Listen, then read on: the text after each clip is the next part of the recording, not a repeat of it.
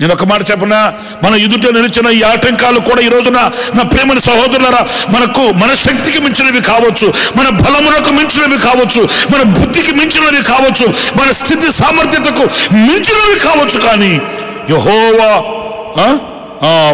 బలము చేత ఆయన మనల్ని బలపరుచు, బలము చేత మనము వీటిల్ని సాధించగలగాలి, వీటిల్ని పొందుకొనగలగాలి. ఆమేన్. ఎలా కుదురుతుంది, ఎలా అని కంగారు పడాల్సిన అవసరం లేదు. ఎందుకంటే మనల్ని బలపరుచు దేవుడు ఉన్నాడు.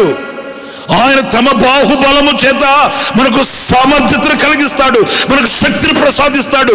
మనల్ని బలపరచు వాని యొక్క శక్తిని బట్టి మనము ఆ కార్యములను చూడగలగాలి, చూచుదుముగాక. ఆమేన్.